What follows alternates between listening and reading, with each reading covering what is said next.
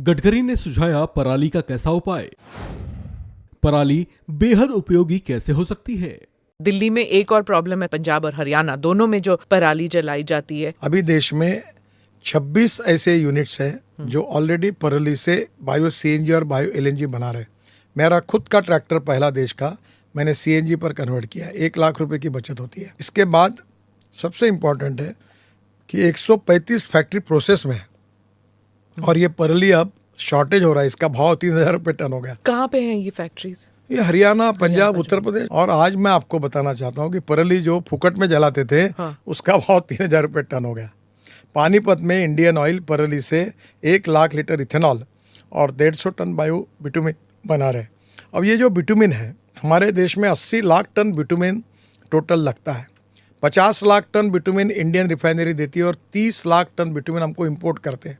अब मेरी कल्पना ये है कि ये बिटुमिन हमारे किसान ट्रैक्टर मोल्डेड यूनिट CSIR और सेंट्रल रिसर्च ऑर्गेनाइजेशन ने अप्रूव किया हुआ यूनिट, मुझे प्रेजेंटेशन हुआ। अब मैं वो किसानों तक पहुंचाने की कोशिश कर रहा हूं और किसान अपने ही बायोमास से बिटुमिन बनाएगा और बिटुमिन हमको बेचेगा, हम उससे खरीदी करेंगे, इंपोर्ट बचेगा।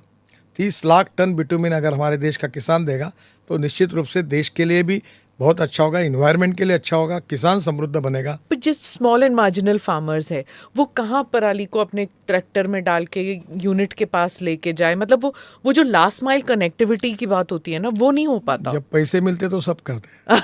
अभी नहीं तो जलाते थे इस खेत में। हाँ, अब वो ट्रैक्टर में डालकर वो 20-25 टन डाल के पहुंचाएगा तो 3000 रुपये भाव मिलेगा, 75,000 रुपये ट्रांसपोर्ट का खर्चा, 10,000 रुपये, 65,000 रुपये उसके जेब में जाएंगे ना। आज तक उसको चावल से, गेहूं से पैसा मिलता था, अब चावल और गेहूं का कुटार जो होता है उससे भी पैसा मिलेगा, तो फायदा ही होगा। ये सस्टेनेबल डेवलपमेंट गोल्स जो हम करते हैं, we have signed international treaties, इसमें ये सब भी आता है? बिल्कुल आएगा।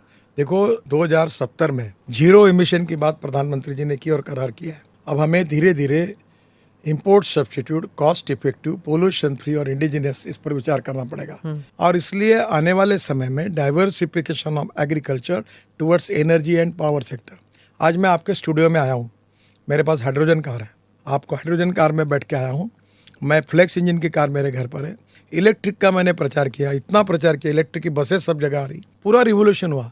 120 रुपये का पेट्रोल, 110 रुपये का डीजल और 5-6 रुपये की इलेक्ट्रिसिटी, कितनी बचत होगी। अब हमें धीरे धीरे import substitute, cost effective, pollution free और इंडिजिनियस, इस पर विचार करना पड़ेगा। हमारी power, solar power, hydro power, thermal power में हम ज़्यादा नहीं जा रहे और इसलिए आने वाले समय में हमें इन्वायरमेंट का सोचना होगा।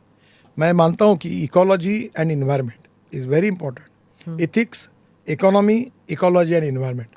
हमारे दिल्ली जैसे शहर में आज प्रदूषण के कारण जनता त्रस्त है, हमारा लाइफ कम हो रहा है। अगर हम ये प्रदूषण हटाएंगे, मैं आपको बताता हूँ, ये 65,000 करोड़ के काम जो मैं आने वाले दिसंबर तक 99% पूरे कर दूंगा, इन कामों से दिल्ली को ट्रैफिक जाम से मुक्ति मिलेगी। दूसरी इम्पोर्टेंट बात कि इसके बाद ये फ्यूल में जो बदल रहे हैं उससे कार्बन जो इमिशन होता है उससे कम होगा और निश्चित रूप से दिल्ली का प्रदूषण हम 2024 समाप्त होने के पहले कम करके दिखाएंगे।